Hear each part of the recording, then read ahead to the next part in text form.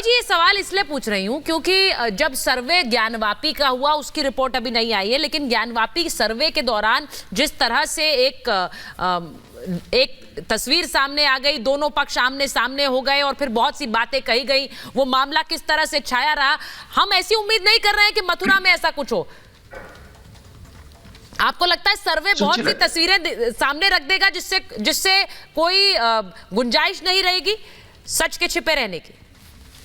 काशी में जो हुआ, जो सर्वे हुआ, उसका रिजल्ट क्या आया?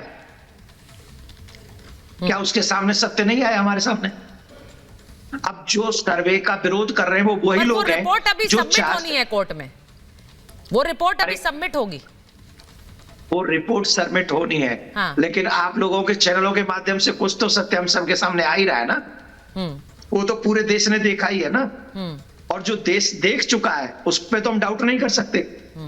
और उसी सत्य को छिपाने के लिए कहा जा रहा है कि भाई सर्वे मत करो। अब अगर तुम सत्य हो और वहां कोर्ट की निगरानी में कोई सर्वे करता है, कोई कमिश्नर चाहता है या कोई एक कमेटी बनती है वो जाके सर्वे करेगी, तो उसमें क्या हो जाएगा भाई? अगर तुम सही हो तो तुम जीतोगे, हम सही हैं तो हम जीतेंगे।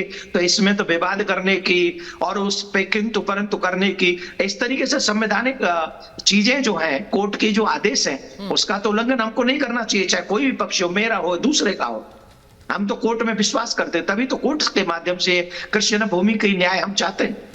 बिल्कुल। देवकीनंदन जी, बहुत बहुत धन्यवाद हमसे बात करने के लिए। वो कह रहे हैं कि जो कारागार है वही जन्म स्थान है, वहीं श्री कृष्ण का जन्म हुआ और उसी के साथ साथ एक ऐसे समय का इंतजार कर रहे हैं जब पूरा जो वहां पर भव्य भगवान कृष्ण का मंदिर बनकर तैयार होगा।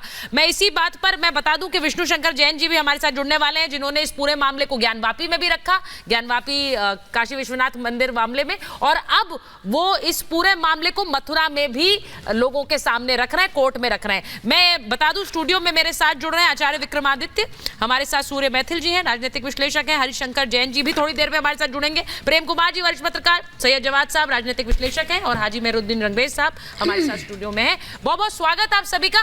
मैं जवाद साहब पहले आपसे पूछ लेती हूँ, जरा मुझे बताइए कि उन्होंने कहा, भी देवकीनंदन जी ने कहा कि इन सब में मुझे लगता है ये ज्ञानवापी के दौरान भी हमारी डिबेट कई हुई है ऐसी, वो कह रहे हैं सर्वे रास्ता है, सर्वे से सब कुछ सामने आ जाता है, तस्वीर प्रत्यक्ष आ जाती है, उस पर किसी को कोई दिक्कत नहीं होनी चाहिए। ठीक है, चलिए आपने एक बात रखी अपनी, और हम एक संवैधानिक मुल्क के अंदर रहते हैं और सबको अपनी बात रखने का अधिकार है, और कोर्ट के माध्यम से कोई चीज़ हो रही है तो ठीक है। लेकिन आप बताइए इस देश के अंदर 1991 का प्लेसेस ऑफ वर्शिप एक्ट क्यों लेकर के आया गया था?